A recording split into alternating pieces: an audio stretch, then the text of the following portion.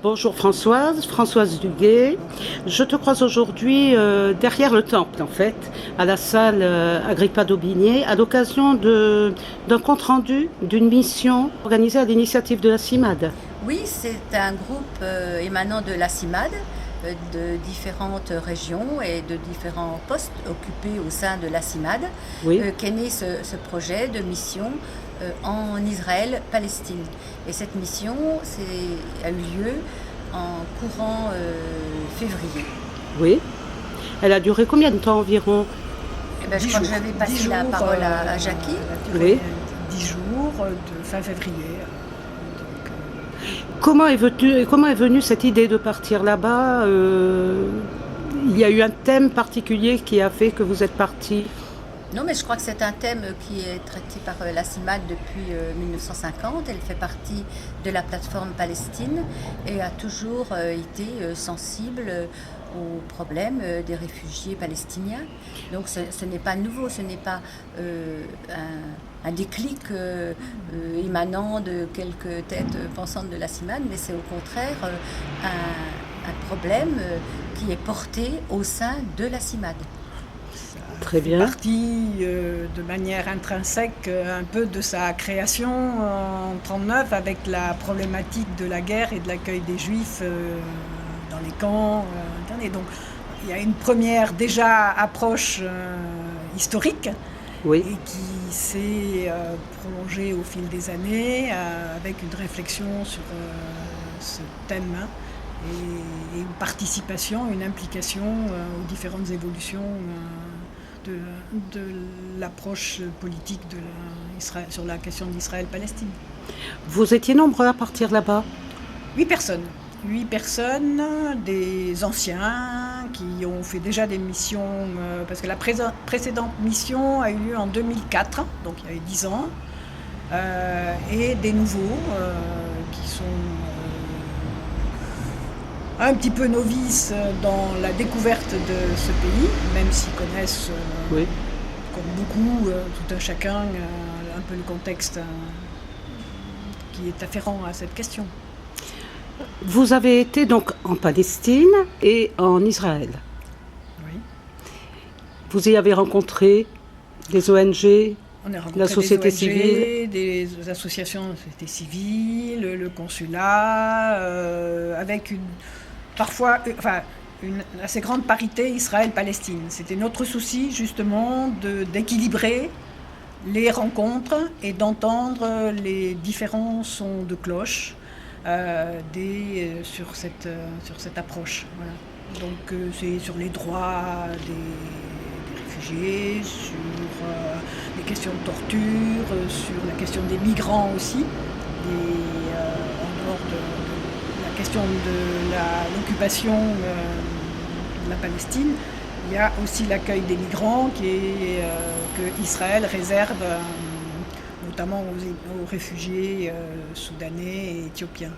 D'accord. Ben, ça touche, c'est un des points qui est représenté au sein de la CIMAD, déjà. Ça. C'est un point sensible et qui est loin d'être négligeable et qui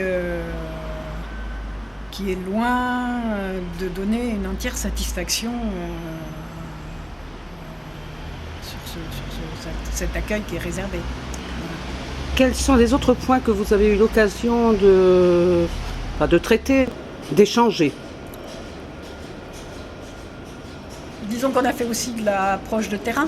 Oui. L'approche de terrain, donc on est allé dans la vallée du Jourdain, sur toute la problématique de l'eau, de l'agriculture, de la répartition des terres entre les colons et les paysans palestiniens, sur tout ce qui est les productions, la vente.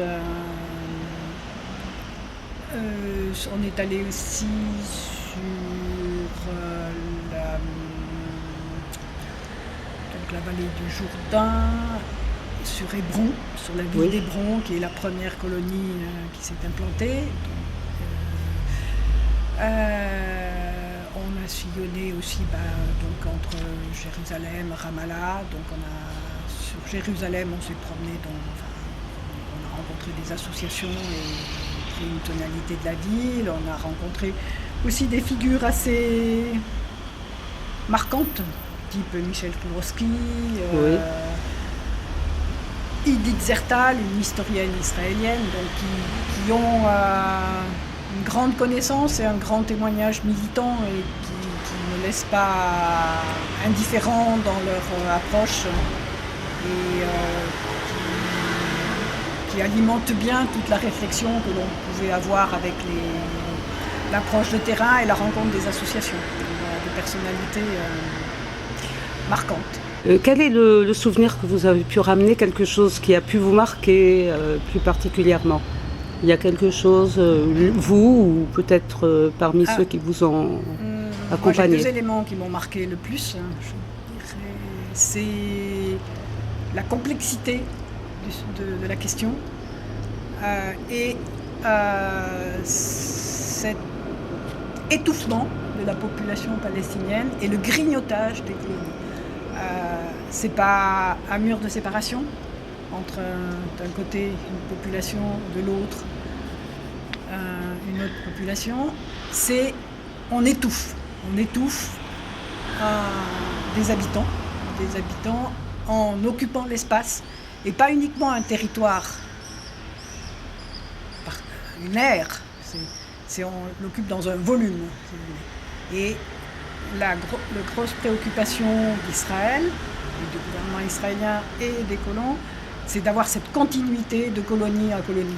Et on passe, on construit des ponts, on construit des tunnels, et on encercle, et on étouffe. Voilà.